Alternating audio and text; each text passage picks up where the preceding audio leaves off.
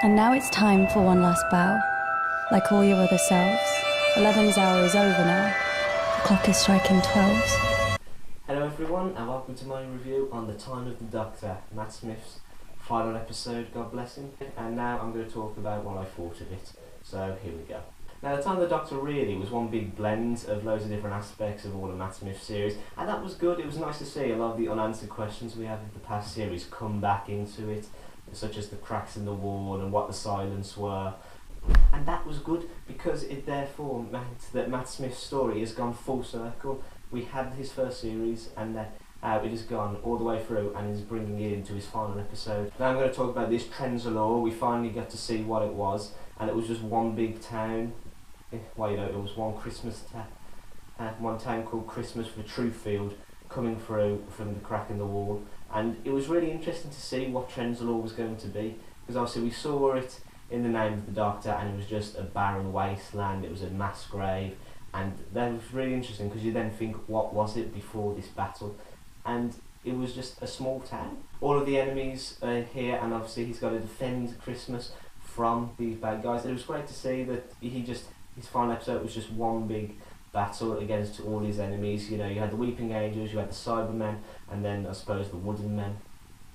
Then you had the Daleks as always, and they brought back the ones from Asylum of the Daleks where they had the stalks coming out the head and the laser hands, and that was okay. They weren't really like the best enemies ever, but they're Daleks, I suppose. Finally find out what the silence were, the ones where you look away, you forget them, and it was interesting to see that at the end of the day they weren't really that bad either. All this time on the series fighting them, and they weren't really bad guys, they were just doing a job, I suppose. But that's the case, and with all the Doctor Who universe they can do that quite easily and turn a bad guy into a good guy or just into a nobody. So that was interesting. I had to say Clara was good in this episode. I really enjoy Clara as a companion, and it was great to see her in this. And it reminded me a lot of Parting of the Ways with Rose and the Doctor, when she finally realises that he will send her away if he has to, where he keeps sending her back into her own time. And that was good to see because it shows he does care about her and he wants her to live, and he sends her away with the TARDIS. The one bit I didn't understand really was when she comes back with the key in the lock. Captain Jack tried hanging on to the edge of the TARDIS, and that almost, it did kill him until he can't die. But her, just because she had the key in the lock, the shields extend, really? I suppose that's a bit of a cheat, but if it works, it works. Matt Smith's new coat in it, the fur lines, I thought that was really cool. It was good to see, and I like his waistcoat underneath when he's got the shirt. He's all going around being all clever, cracks and stuff.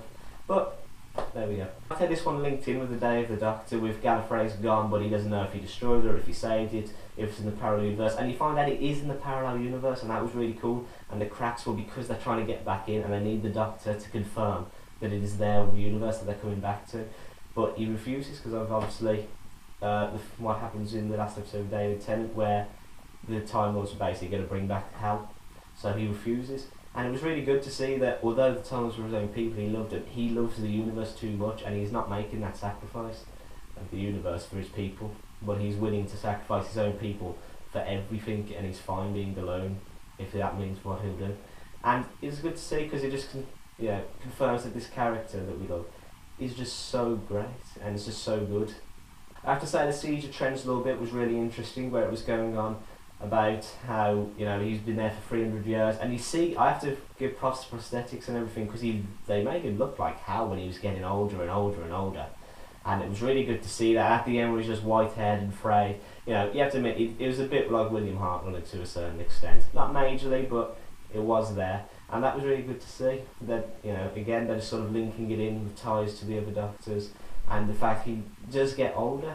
He's not going to stay looking young like that forever, even though apparently Matt Smith stayed looking fine for about 200 years, and now, an extra 300 and he looks like hell. I don't get that, in all fairness, but it was fine and it worked well for the story, I suppose. I've got to talk about this now. Matt Smith's final monologue when he's in the TARDIS, he's talking to Clara, and if you watched it, it brought a tear to your eye, don't lie.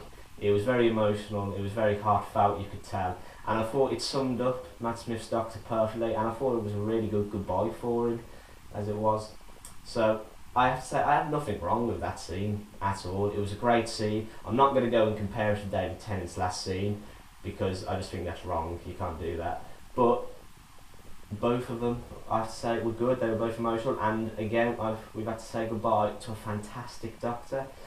And so waving the new one, and you know, Peter Capaldi, I'm going to say, when he came in, he scared me. The eyes just flaring at the screen, and Clara, that was scary when he just suddenly popped up. I wasn't expecting it. I was expecting the slow regeneration, but no, he just popped in straight like that. But I'm fine with that, and I'm not going to go off on one and say I'm not going to like him as the Doctor, because we said the same when Eccleston regenerated into Tennant. We said the same when Tennant regenerated into Matt Smith, that we didn't like his opening scenes. So I'm just going to give it a rest. I will make my decisions on Peter Capaldi when it's his first episode of the new series. Then I will decide what I think about him as a Doctor, and I cannot wait for that, because it is going to be good, I know for a fact. Because how could it not? So that's my thought on Time of the Doctor, Matt Smith's final episode. And I have to do this now because my first ever, if I remember right, my first ever Doctor Who review, I had this with me, and for nostalgia's sake I'm going to use it again. So, thank you, and thank you for watching my videos, and I will see you on my next show.